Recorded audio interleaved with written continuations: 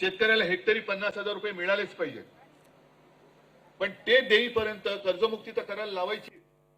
पण इतिहासातलं सगळ्यात मोठं पॅकेज म्हणजे इतिहासातली सगळ्यात मोठी थाप जी मुख्यमंत्र्यांनी मारली त्यानुसार खरडून गेलेल्या जमिनीला 3.5 लाख रुपये, बागायती जमिनीला काय असेल ते तेवढे रुपये, जिरायतीला काय असेल ते, बहुवर्षी काय असेल त्या सगळ्या या सगळ्यांना जे काय तुम्ही तुमच्या शब्दाचे खेळ केलेत ना ते पहिले पैसे हे तुझ्या पंचनाम्याचा रिपोर्ट पाठव आणि आम्हाला पैसे आपल्या खात्यात जमा करून दे तर आम्ही तुला सोडतो.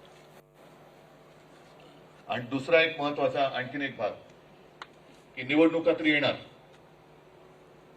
जसं मोदीजींनी नोटबंदी केली होती तशी तुम्हाला महायुती सरकारसाठी वोट बंदी करावी लागेल. तुम्हाला गावाच्या गावाने निर्णय घ्यावा लागेल की जोपर्यंत कर्जमुक्ती होत नाही तोपर्यंत महायुतीला मत नाही, जोपर्यंत आम्हाला विम्याचे पैसे मिळत नाही तोपर्यंत महायुतीला मत. आणि असे लेचं पैसे बोलून काय होणार आहे? नुकसान भरपाईचे पैसे मिळत नाही तोपर्यंत महायुतीला मत.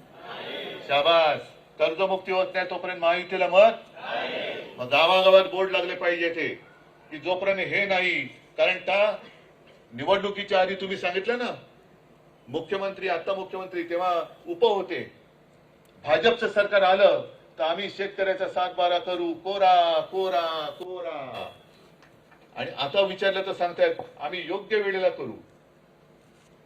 तुम्हाला योग्य वेळ निवडायची संधी दिली होती, तुम्हाला तारीख लावली या दिवशी मतदान करा. मग त्यांना सांगायचं की हे जोपर्यंत होत नाही तोपर्यंत आम्ही तुम्हाला मत देणार नाही. तोंडावर ठणकावून सांगा तर आणि तरच सरकार गुडघ्यावरती येईल, नाहीतर येणार नाही. आहे जरा तुमच्यात आहे ना. प्रत्येक ठिकाणी मला नांगर दिला जातोय, मला आसूड दिला जातोय, पण आसूड माझ्या समोर बसलेला आहे शेतकऱ्याचा. तुम्ही शेतकरी आहात, हातात आसूड आहे. हे कोरडे तुम्ही सरकारवरती ओढले पाहिजे. आणि बघू ना कोण तुमच्या केसाला धक्का लावतो. शिवसेना आहे तुमच्या सोबत. आता जाब विचारायला लागा. जसं तुम्ही तुमच्या व्यथा माझ्याकडे मांडल्या, नुसत्या व्यथा मांडून नाही चालणार, अश्रू ढाळून काही होणार नाही. एक डोक्यात तिडीक जाऊन उभं राहिलं पाहिजे आणि सरकार घाबरलं पाहिजे तुम्हाला. अरे आत्महत्या कसले करता? आत्महत्या अजिबात करायच्या नाहीत. घरदार उघडं